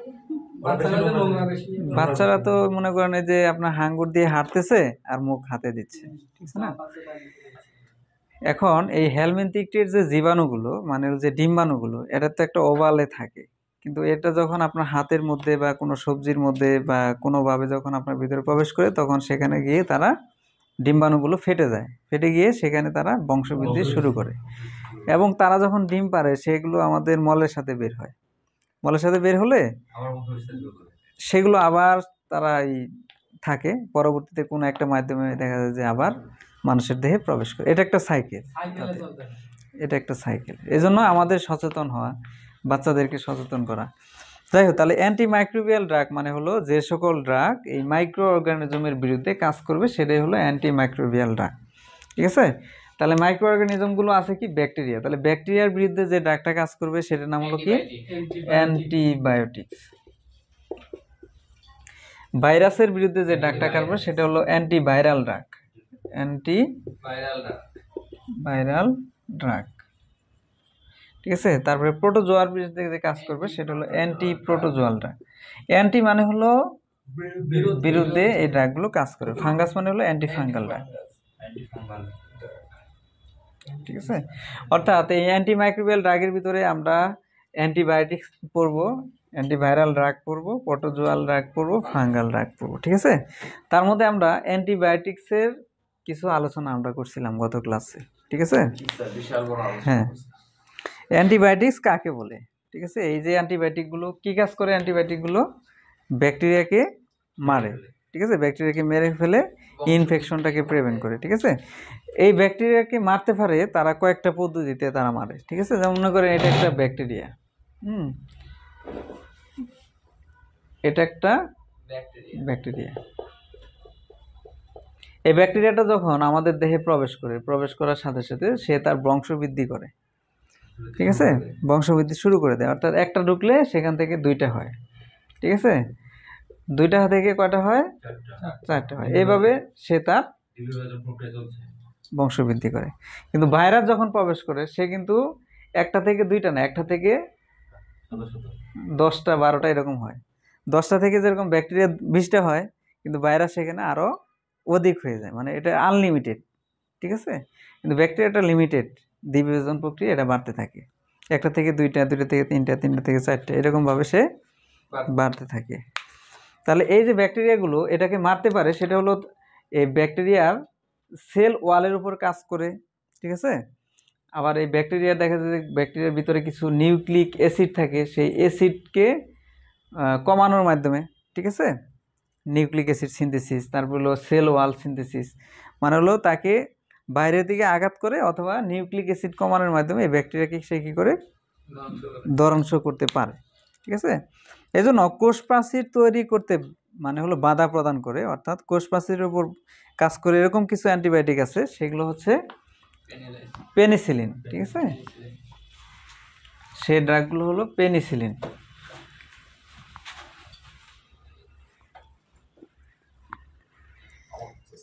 অ্যান্টিবায়োটিক্সের জগতে সর্বপ্রথম যে অ্যান্টিবায়োটিক্সটা আবিষ্কার করা হয় সেটার নাম কি? পেনিসিলিন। তাহলে পেনিসিলিন জাতীয় যে অ্যান্টিবায়োটিকগুলো আছে সেগুলো ব্যাকটেরিয়ার এই যে সেল ওয়াল আছে, এই সেল ওয়াল তৈরিতে, অর্থাৎ এই ব্যাকটেরিয়া যখন আরেকটা সেল ওয়াল তৈরি করবে সেই সেল ওয়াল তৈরি হতে দিবে না। ঠিক আছে, তাহলে সেল ওয়াল যদি তৈরি না হয় তাহলে এই ব্যাকটেরিয়াই তো সে তৈরি করতে পারবে না। ঠিক আছে না, তাহলে এখানে তো আর দুইটা হওয়ার কোনো সম্ভাবনা নাই। তাহলে ব্যাকটেরিয়াল সেল ওয়ালের উপর কাজ করে কে? পেনিসিলিন। এই পেনিসিলিন জাতীয় যে অ্যান্টিবায়োটিকগুলো আছে সেগুলো হচ্ছে, মনে করেন এই পেনিসিলিন এটা সর্বপ্রথম আবিষ্কার করেন আলেকজান্ডার ফ্লেমিং। ঠিক আছে, হ্যাঁ, 1928 সালে তিনি এটা আবিষ্কার করেন। এই পেনিসিলিনগুলো সাধারণত পেনিসিলিনিয়াস নামক ছত্রাক থেকে আবিষ্কার হয়। ঠিক আছে, মানে পেনিসিলিয়াম নামক একদম একটা ছত্রাক গাছ ছিল, সেই ছত্রাক থেকে পেনিসিলিনটা আবিষ্কার হয়। পেনিসিলিন গ্রুপের দেখা গেল যে আপনার পেনিসিলিন গ্রুপের যে অ্যান্টিবায়োটিকগুলো আছে, যেমন আছে হলো অ্যামক্সিসিলিন। ঠিক আছে, তারপরে আছে হলো অ্যাম্পিসিলিন, তারপরে আছে হলো ক্লোক্সাসিলিন, তারপরে ফ্লুক্লোক্সাসিলিন, তারপরে আছে হলো সবচেয়ে কমন মনে হয় যে ফ্লুক্লোক্সাসিলিনটাই বেশি। তারপরে আছে হচ্ছে আপনার অক্সাসিলিন,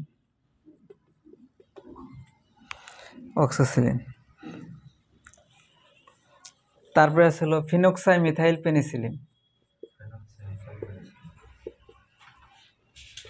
ফিনক্সাই মিথাইল পেনিসিলিন,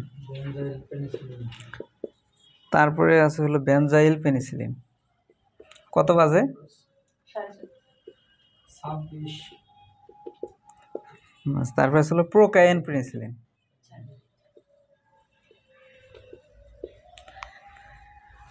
আচ্ছা, এই যে পেনিসিলিনগুলো এটা হলো ব্রয়েড স্পেকট্রাম। ঠিক আছে, ব্রয়েড স্পেকট্রাম পেনিসিলিন। আর এগুলো হচ্ছে narrow spectrum or long acting penicillin. ঠিক আছে, এরা নির্দিষ্ট কিছু ব্যাকটেরিয়ার বিরুদ্ধে এটা কাজ করে। ঠিক আছে, ন্যারো স্পেকট্রাম নির্দিষ্ট কিছু ব্যাকটেরিয়ার বিরুদ্ধে কাজ করে এবং তারা কাজ করে হলো দীর্ঘক্ষণ, অর্থাৎ দেখা যায় যে 12 থেকে 24 ঘন্টা পর্যন্ত এই অ্যান্টিবায়োটিকগুলো কাজ করতে পারে। কিন্তু এরা শর্ট ডিউরেশনে কাজ করে, যেমন এই অ্যামক্সিসিলিন এটা 8 ঘন্টা কাজ করে। ঠিক আছে, অ্যাম্পিসিলিন 6 ঘন্টা কাজ করে, ক্লোক্সিসিলিন 6 ঘন্টা কাজ করে, ফ্লুক্লোক্সাসিলিন 6 ঘন্টা করে, অক্সাসিলিন 8 ঘন্টা পর্যন্ত তারা বডিতে কাজ করে থাকে, কিন্তু এরা হলো ব্রয়েড স্পেকট্রাম, মানে এরা ব্যাকটেরিয়ার গ্রাম পজিটিভ গ্রাম নেগেটিভ দুই ধরনের ব্যাকটেরিয়ার বিরুদ্ধে এটা কাজ করে, ঠিক আছে। এবং শক্তিশালী ব্যাকটেরিয়াগুলো যেগুলো আছে সেগুলোর বিরুদ্ধে এই অ্যান্টিবায়োটিকটা কাজ করে থাকে, বুঝতে পারছেন। তাহলে অ্যামোক্সিসিলিন, অ্যাম্পিসিলিন, ক্লোক্সাসিলিন, ফ্লুক্লোক্সাসিলিন, অক্সিসিলিন এগুলো হচ্ছে কোন গ্রুপের ওষুধ? পেনিসিলিন গ্রুপের ওষুধ। এবং এটা কি? এটা হচ্ছে একটা অ্যান্টিবায়োটিক্স, ঠিক আছে। এই অ্যান্টিবায়োটিকটা আবিষ্কার করছিল কে? স্যার আলেকজান্ডার ফ্লেমিং, ঠিক আছে। সর্বপ্রথম একটা সময় মানুষ ব্যাকটেরিয়াতে আক্রান্ত হয়ে মানুষ মারা যেত, ঠিক আছে। যেমন কিছুদিন আগে করোনা ভাইরাস হয়ে মানুষ মারা গেল না, তারপরে এটার প্রতিষেধক তৈরি করা হলো। ঠিক এরকম ব্যাকটেরিয়াতে যখন মানুষ আক্রান্ত হইতো তখন তাদের চিকিৎসার অভাবে তারা মারা যেত, ঠিক আছে। তো ওই পেনিসিলিয়াম নামক ছত্রাক থেকে এই ব্যাকটেরিয়ার ডিএনএ পরীক্ষা করে এই অ্যান্টিবায়োটিকগুলো আবিষ্কার করা হয়। পরবর্তীতে এই অ্যান্টিবায়োটিক আবিষ্কার করার ফলে অনেক মানুষ এই রোগ থেকে রক্ষা পেয়েছে, ঠিক আছে। কিন্তু এগুলা যখন মানুষের বডিতে দেওয়া হয়েছে তখন তার কিছু সাইড ইফেক্ট পাওয়া গেছে, ঠিক আছে।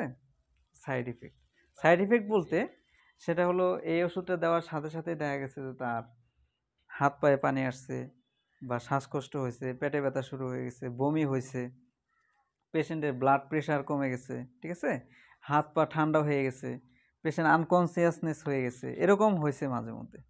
তো এই জন্য এই পেনিসিলিন জাতীয় অ্যান্টিবায়োটিকগুলো ব্যবহার করার পরে সতর্ক করা হয় যে তাকে অ্যালার্জিক পরীক্ষা করে নিতে হবে। অর্থাৎ সামান্য কিছু পেনিসিলিন তার স্কিনের ভিতরে দিতে হবে, দেওয়ার পরে যদি তার কোনো রিয়াকশন না হয় তাহলে এই পেনিসিলিনগুলো দেওয়া যাবে, ঠিক আছে। এগুলো সাধারণত আমরা এই ইনজেকশনের ক্ষেত্রে ব্যবহার করি, ঠিক আছে। এই বেনজাইল পেনিসিলিন যে ইনজেকশনটা আছে এটা যখন আমরা কাউকে দেই তখন তাকে স্কিন সেন্সিটিভিটি টেস্ট পরীক্ষা করি। অর্থাৎ এই ইনজেকশনটা আগে আমরা সিরিজে নেওয়ার পরে মানে হলো স্কিনের নিচে সাবকিউটেনাস এই ইনজেকশনটা দেওয়া হয়। দেওয়ার পরে যদি তার কোনো রিয়াকশন না হয় তাহলে বোঝা যায় যে তার বডিতে এটা সেন্সিটিভ, অর্থাৎ তার বডি এটা নিতে পারবে।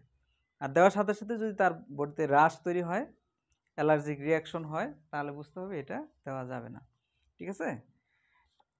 তো এই জন্য মানে হলো এটা এই পেনিসিলিন এই গ্রুপটা কি করতে পারে? অ্যানাফাইলেকটিক শক তৈরি করতে পারে, ঠিক আছে। অ্যানাফাইলেকটিক এটা হলো একটা শক, ঠিক আছে। শক হলে কি হয়?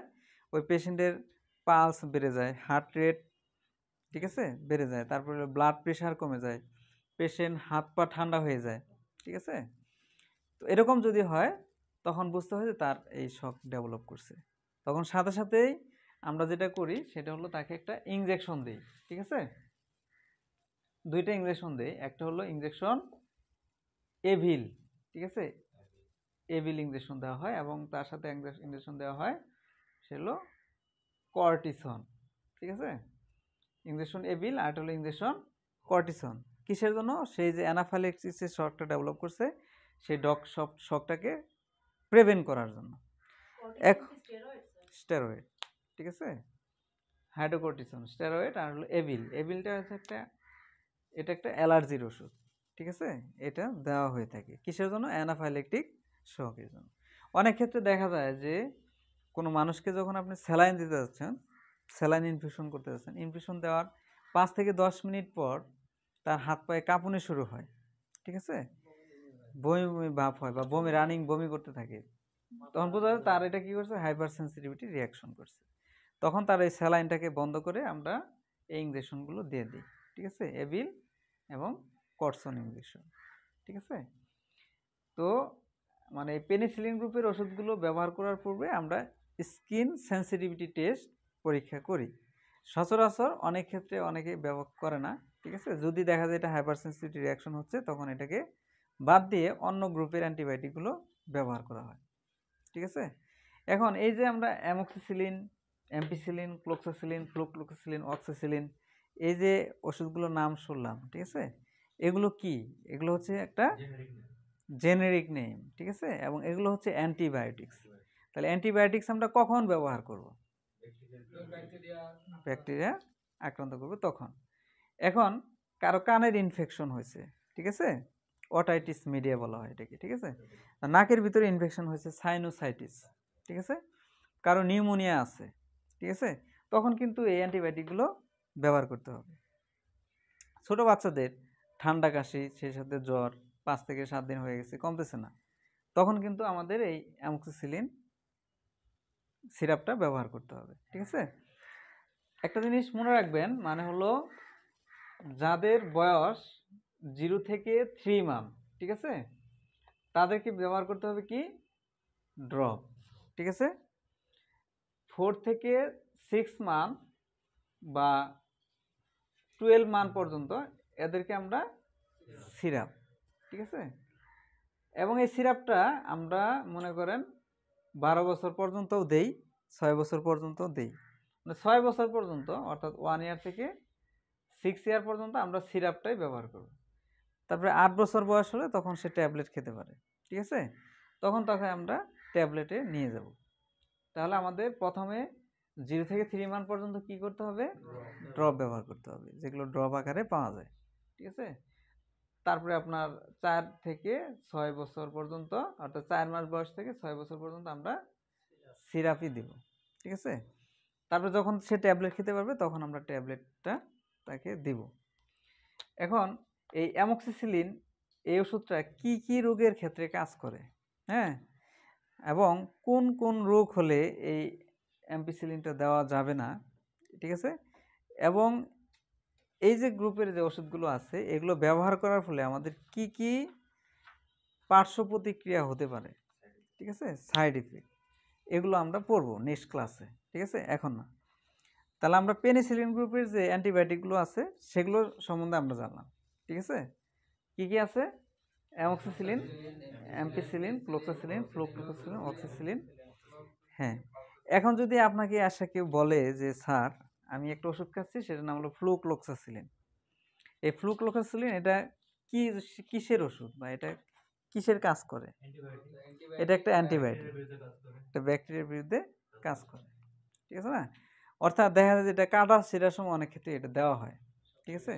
কারণ আপনি একটা অপারেশন করছেন, অপারেশনের সময় আপনি তো স্টেরিলাইজ মেনটেন করেই করছেন, কিন্তু দেখা গেলো অপারেশন করার পরে যখন আপনি তাকে ছেড়ে দিচ্ছেন, সে বাসায় গিয়ে ব্যাকটেরিয়াতে সে আক্রান্ত হয়ে গেছে, ওটা কোনো না কোনোভাবে ব্যাকটেরিয়া সে গ্রো করছে। তাহলে ব্যাকটেরিয়া যেন গ্রো করে এবং সেই ব্যাকটেরিয়াগুলো যেন জীবিত না থাকতে পারে, সেখানে কিন্তু আগে থেকে আমরা অ্যান্টিবায়োটিকগুলো দিয়ে দিই। ঠিক আছে? এই ফ্লুক্লোক্সাসিলিন এবং ক্লোক্সাসিলিন এরা কাটা ছেঁড়ার ক্ষেত্রে ভালো কাজ করে। ঠিক আছে? কাটা ছেঁড়াতে, স্কিন অ্যান্ড সফট টিস্যুর ইনফেকশন হলে এই অ্যান্টিবায়োটিকগুলো দেওয়া হয় থাকে। ঠিক আছে? কারো যদি আপনার যেখানে কেটে যায়, কেটে যাওয়ার পরে আমরা কি করি, যদি সেটা অনেক বেশি কেটে যায় তাহলে আমরা সেলাই করি। ঠিক আছে না? সেলাই করার পরে কিন্তু আমরা এই অ্যান্টিবায়োটিকগুলো দিই। যেমন এটা একটা আছে, যেমন ক্যাপসুল ফ্লুক্স নামে এটা পাওয়া যায়। ঠিক আছে? আবার স্কোয়ার কোম্পানি এটা ফাইলোপেন, PHYLOPN, ফাইলোপেন নামে এটা পাওয়া যায়। তাহলে এই ফ্লুক্স, ফাইলোপেন এগুলো কিসের ওষুধ? এই ফ্লুক্লোক্সাসিলিন গ্রুপের, এটা একটা পেনিসিলিন গ্রুপের অ্যান্টিবায়োটিক। ঠিক আছে? মানে এই ওষুধগুলোর এটা যে কাজ করবে, এটা এটা এটা সেম কাজ করবে। ঠিক আছে? সেম কাজ করবে ব্যাকটেরিয়াকে মারার জন্য। ঠিক আছে? এই জন্য দেখা যায় যে আপনার ব্যাকটেরিয়াল ইনফেকশন হলে আমরা অনেকে এজিথ্রোমাইসিন দেই, আবার অনেকে আপনার সেফিক্সিম গ্রুপের ওষুধ দেয়, অনেকে সিপ্রোফ্লক্সাসিলিন দেয়। ঠিক আছে? যদি এরকম যদি থাকতো যে এটা এটা নির্দিষ্ট একটা রোগের ক্ষেত্রে কাজ করবে, অন্য কোনো রোগের ক্ষেত্রে কাজ করবে না, ঠিক আছে, তাহলে কিন্তু অ্যান্টিবায়োটিক্সের এত অপব্যবহার হতো না। বুঝতে পারছেন? দেখা গেলো যে কারো ঠান্ডা কাশি জ্বর আছে, এজিথ্রোমাইসিন দিলেও কাজ করে, অ্যামোক্সিসিলিন দিলেও কাজ করবে, সিপ্রোফ্লক্সাসিলিন দিলেও। ঠিক আছে? আমরা মানুষটাও ওইরকম যে আমি তাড়াতাড়ি কিভাবে সুস্থ হতে পারি। ঠিক আছে? কেউ রোগ নিয়ে বসে থাকতে চায় না।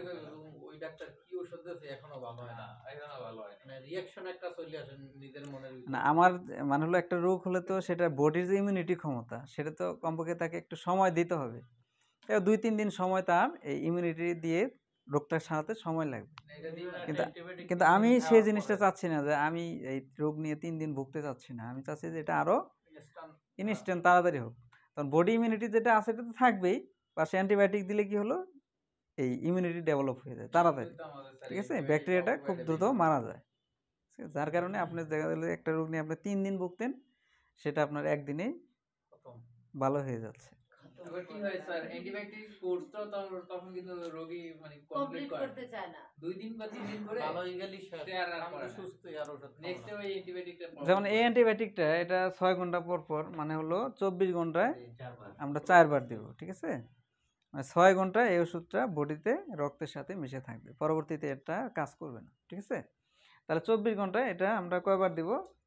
4 বেলা। 4 মানে হলো 4 6 24, ঠিক আছে। হ্যাঁ, এখন এই 6 ঘন্টা পর পর দেখা যায় যে অনেক রুগীরা খাইতে পছন্দ করে না, ঠিক আছে, বা 2 একদিন খাইলো তার সমস্যাটা ভালো হয়ে গেল, পরে আর সে ওষুধটা নিতে চায় না। এটার জন্য যেটা হয় সেটা হলো পরবর্তীতে তার যদি আবার কেটে যায় বা আবার যদি ইনফেকশন হয়, তখন কিন্তু এই অ্যান্টিবায়োটিকটা তার আর কাজ করে না, ঠিক আছে। বর্তমানে আমাদের অনেক রোগী আছে, যেমন সিপ্রোফ্লক্সাসিলিন, এটা বহুল ব্যবহৃত একটা অ্যান্টিবায়োটিক, ঠিক আছে। হ্যাঁ, ওই যে আপনার দেখা গেছে কেউ ডায়রিয়াতে খাইছে, কেউ অথবা ঠান্ডা কাশিতে খাইছে, কারো একদিন জ্বর হয়েছিল খাইছে, কিন্তু সেটা কিন্তু সেটা সে একটা যে মানে হলো তার যে একটা ডিউরেশন, অ্যান্টিবায়োটিকগুলো সাধারণত 5 দিন, সর্বনিম্ন হলো 5 দিন, ঠিক আছে, সিপ্রোসিন 5 দিন, মানে যে কোনো অ্যান্টিবায়োটিক সর্বনিম্ন 5 দিন আপনাকে খেতে হবে, এবং সর্বোচ্চ 7 দিন, 10 দিন, 14 দিন, ঠিক আছে, এরকমভাবে আমরা দেই। কিন্তু দেখা গেলো যে একদিন খেয়ে এসে ভালো হয়ে গেছে আর সে খায় নাই। তাহলে এই অ্যান্টিবায়োটিকটা যেটা করবে সেটা হলো এই অ্যান্টিবায়োটিকটাকে তার শরীরে যে ব্যাকটেরিয়াটা আছে সেই ব্যাকটেরিয়াটা অ্যান্টিবায়োটিকটাকে চিনে ফেলে, ঠিক আছে, যে এটার কার্যক্ষমতা, সে কিভাবে কাজ করে, তার মেকানিজম অ্যাকশন, ঠিক আছে, চিনে ফেলে। পরবর্তীতে ওই ব্যাকটেরিয়া তো চিনে ফেলে, ওই ব্যাকটেরিয়া তো তাকে মারতে পারে না, মানে এই অ্যান্টিবায়োটিকের সাথে শক্তিশালী হয়ে যাবে এই ব্যাকটেরিয়াটা, ঠিক আছে। যেমন যুদ্ধক্ষেত্রে আপনি যদি মনে করেন টাইমের মধ্যে না খাইলে যেমন আপনি একটা জায়গায় গেছেন, সেখানে যুদ্ধ শুরু হয়ে গেছে, ঠিক আছে, 10 থেকে 20 মিনিট যুদ্ধ হয়েছে, আপনারা গেছিলেন 20 জন, তারা ছিল 50 জন, ঠিক আছে, ঠিক আছে, তো 20 মিনিট যুদ্ধ করছেন, তাদের সাথে লড়াই করে আপনারা টিকে আছেন, তারপরে একটা বিরতি হয়ে গেছে, মনে করেন মাঝখানে একটা বিরতি হয়ে গেছে, আপনারা তখন চিন্তা করছেন যে ওরা কি নিয়ে আসছিল, ঠিক আছে না, মানে কি ইকুইপমেন্ট তারা নিয়ে আসছিল, ঠিক আছে না, তাহলে আমাদের তার চাইতে বেশি নিয়ে যেতে হবে। তখন দেখা যাচ্ছে ওরা 50 জন আসছে, আপনাদের টার্গেট থাকলে আমার 100 জন নিয়ে যেতে হবে। ওরা 50টা মনে করেন হাতুড়ি নিয়ে আসছে বা 50টা কামান নিয়ে আসছে, আপনার 100 নিয়ে যেতে হবে, তাই না? ঠিক সেম কাহিনী আমাদের এই বডিতে হয়, ঠিক আছে। অর্থাৎ এই অ্যান্টিবায়োটিক্সের যে অ্যাকশনটা, সে কত জোরে আমাদের বডিতে আঘাত করতেছে ব্যাকটেরিয়াকে, সে ব্যাকটেরিয়াটা বুঝতে পারে, পরবর্তীতে সেটা তার পাওয়ার জেনারেশন তৈরি করে, ঠিক আছে, তৈরি করে। তো অ্যান্টিবায়োটিকটা তার আর বডিতে কাজ করে না, ঠিক আছে, কাজ করবে না। আর যাই হোক, তাহলে আমাদের পরের বেসি স্টুডেন্টরা আসছে কি, কয়জন? ভাই আপনারা কয়জন আসছেন বড় ভাই? দুইজন আছে। বাকিগুলোকে ডাক দেন। আচ্ছা, আপনারা আসেন, ভিতরে আসেন। একসাথে পড়াবেন?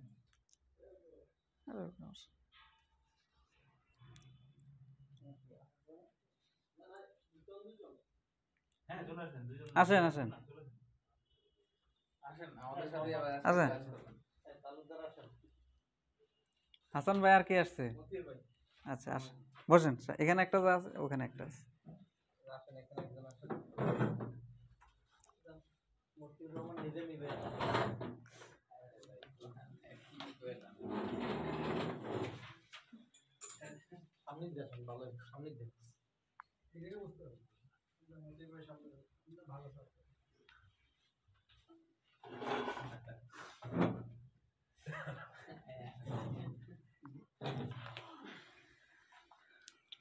তাও অনেক জেনারেশন দিয়ে দেন হ্যাঁ ক্লাস করা হয়েছে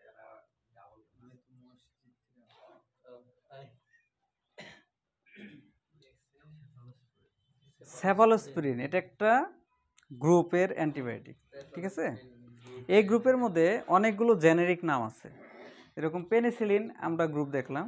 এই পেনিসিলিন গ্রুপের ভিতরে কিন্তু আমরা দেখলাম যে ব্রয়েড স্পেকট্রাম অ্যান্টিবায়োটিক দেখলাম আর ন্যারো স্পেকট্রাম অ্যান্টিবায়োটিক দেখলাম, ঠিক আছে।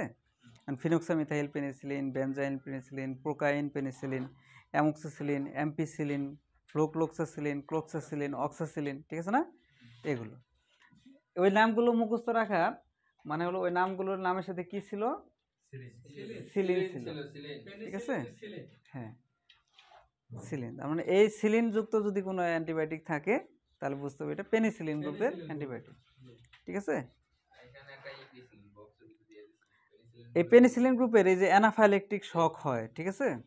তো এটার কারণে পরবর্তীতে চিকিৎসা বিজ্ঞানের গবেষণা করে তারা আরেকটা অ্যান্টিবায়োটিক তৈরি করলো, সেটার নাম হলো সেফালোস্প্রিন। এই সেফালোস্প্রিনের সর্বপ্রথম যে অ্যান্টিবায়োটিকটা তৈরি করছে সেটার নাম হচ্ছে সেফোডোক্সিম, সেফালেক্সিন, ঠিক আছে। সেফোডোক্সিম, তারপরে আছে হলো সেফাজোলিন, তারপরে আছে আপনার সেফালেক্সিন।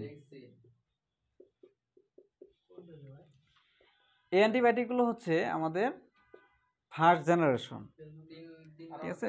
এগুলো পেনিসিলিনের চাইতে ভালো, অ্যানাফাইলেকটিক শক তারা তৈরি করে না, ঠিক আছে, ব্যাকটেরিয়াকে মারতে পারে। কিন্তু এগুলো ব্যবহার করার ফলে কিছু প্রবলেম হয়েছিল, ঠিক আছে। যেমন আপনার মাথা ব্যথা, মানে এগুলোর কিছু সাইড ইফেক্ট আছে। পরবর্তীতে এটার থেকে আবার তৈরি করা হলো কি সেকেন্ড জেনারেশন, ঠিক আছে। সেকেন্ড, এটা হলো ফার্স্ট জেনারেশন। হ্যাঁ হ্যাঁ, জেনারেশন বলতে আমরা বুঝি সেটা হলো একটা মানে হলো একটা পর্যায়, ঠিক আছে।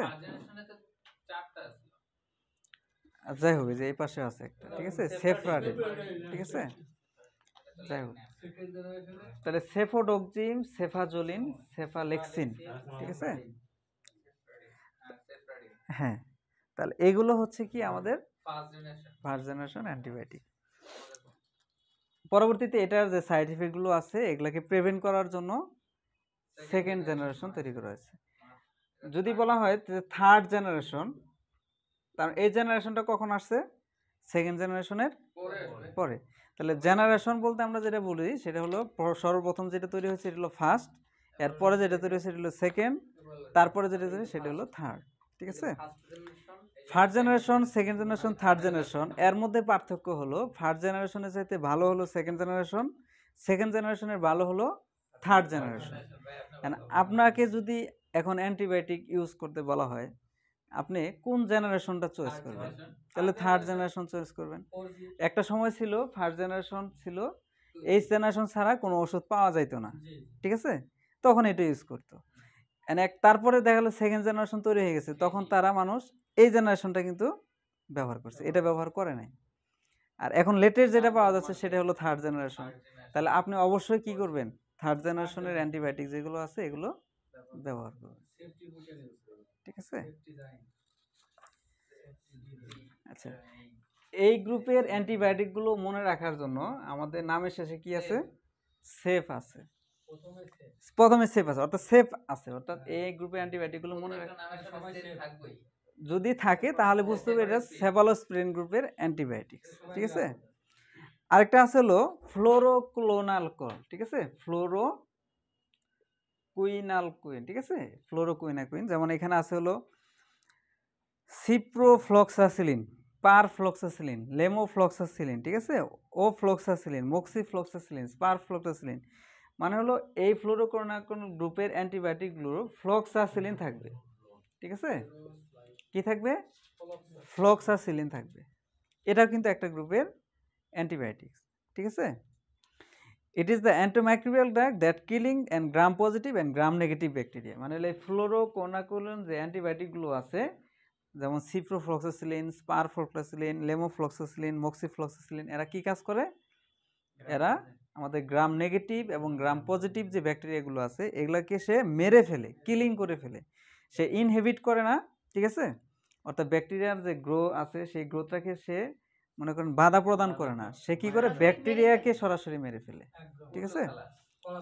হ্যাঁ, কিন্তু এরা আবার কি করে, এরা আবার আমাদের গর্ভাবস্থায় প্লাসেন্টা ক্রস করতে পারে, ঠিক আছে। প্রেগনেন্সি মহিলাদের যখন প্লাসেন্টা থাকে, প্লাসেন্টার সাথে কি থাকে, বেবির এয়ার থাকে, তাই না? অর্থাৎ প্রেগনেন্সি মহিলা যে খাবারগুলো খায় সেগুলো প্লাসেন্টাতে যায়, প্লাসেন্টা থেকে আম্বিলিক্যাল কর্ড দিয়ে বেবিতে আসে। এই কিছু কিছু ওষুধ আছে সে প্লাসেন্টা ক্রস করতে পারে না, যেমন সেফালোস্প্রিন গ্রুপের ওষুধ যেগুলো আছে এগুলো প্লাসেন্টা ক্রস করতে পারে না, যার কারণে এই ওষুধগুলো আপনার প্রেগনেন্সিতে দেওয়া যায়, বাচ্চার কোনো ক্ষতি হয় না। কিন্তু ফ্লোরোকুইনোকুলোনিস গ্রুপের যে ওষুধগুলো আছে যেমন সিপ্রোফ্লক্সাসিলিন, পারফ্লোক্সাসিলিন, লেমোফ্লক্সাসিলিন, মক্সিফ্লক্সাসিলিন, এগুলো কি করে, এগুলো প্লাসেন্টা ক্রস করে বাচ্চার শরীরে চলে আসতে পারে। এই জন্য গর্ভাবস্থায় এই গ্রুপের ওষুধগুলো ব্যবহার করা যাবে না, ঠিক আছে, বুঝতে পারছেন? আচ্ছা, আমাদের স্যার চলে আসছে, ঠিক আছে, উনি ক্লাস নেবে।